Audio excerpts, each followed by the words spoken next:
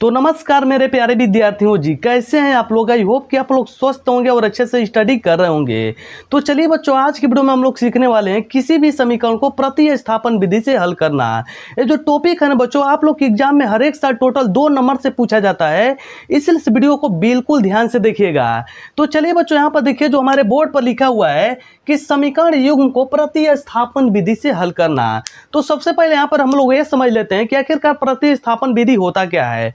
तो प्रतिस्थापन विधि का मतलब होता है बच्चों कि आप लोग के सामने 2 समीकरण दिए रहेंगे और 2 समीकरण में से किसी एक समीकरण को हल करके दूसरे समीकरण में क्या कर देना कि प्रतिस्थापित कर देना, वही हमारा होता है प्रतिस्थापन विधि।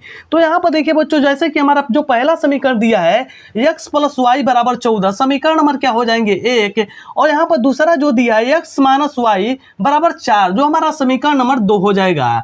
तो जिस विधि से आप लोग हल कर रहे हैं ना, उस विधि को लिखना क्या हो जाता है, अनिवार्य हो जाता है। तो किस विधि से हल कर रहे हैं, तो प्रतिस्थापन विधि। तो यहां पर लिखेंगे प्रतिस्थापन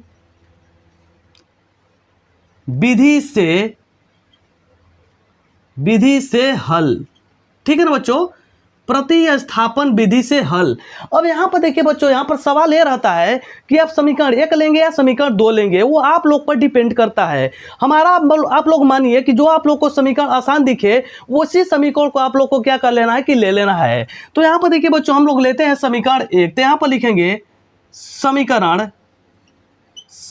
1 से, ठीक है ना बच्चों, समीकरण 1 से है क्या, तो x + y = 14। अब यहां पर हम लोग क्या करेंगे कि इस y को उधर भेजेंगे। तो आप लोग को पता होगा बच्चों यहाँ पर कि जब बराबर के उधर में जाता है तो चिन्ह चेंज हो जाते हैं। तो यहाँ पर प्लस है तो उधर जब जाएगा ना बच्चों तो क्या हो जाएगा, तो माइनस हो जाएंगे। तो यहाँ पर हो जाएगा x = 14 और -y, जिसको कि हम लोग बोलेंगे प्यारे विद्यार्थियों यहाँ पर समीकरण नंबर 3। समीकरण नंबर 3 कैसे हो गया, तो समीकरण 1 है, समीकरण 2 है, ये हमारा हो जाएगा समीकरण नंबर 3।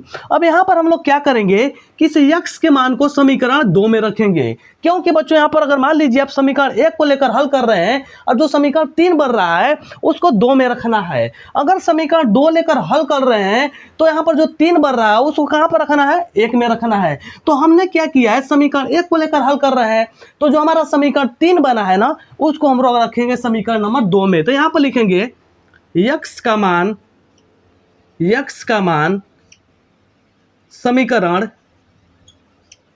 समीकरण 2 में रखने पर, ठीक है ना बच्चों। तो यहाँ पर देखिए जहां पर x दिख रहा है ना वहां पर रखेंगे 14 - y। तो यहाँ पर देखिए क्या रखेंगे हम लोग, 14 - y। तो यहाँ पर हो जाएंगे 14 - y।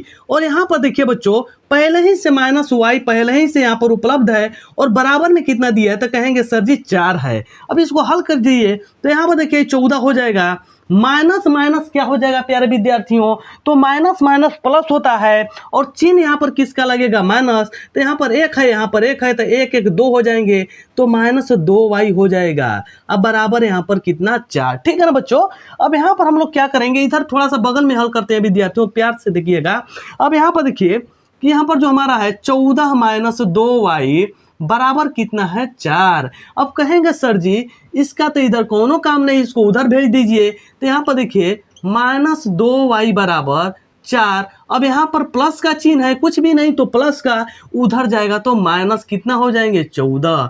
अब यहाँ पर देखिए -2y और जब घटाएंगे ना सर जी तो कितना बचेगा, 4 में से जब 14 घटते हैं ना बच्चों तो कम में से ज्यादा घट रहा है इसलिए माइनस में आएगा। यहाँ पर कितना हो जाएगा, -10। तो y बराबर कितना हो जाएगा, -10। इन दोनों के बीच में गुणा छिपा है तो इधर आएगा तो भाग में हो जाएगा।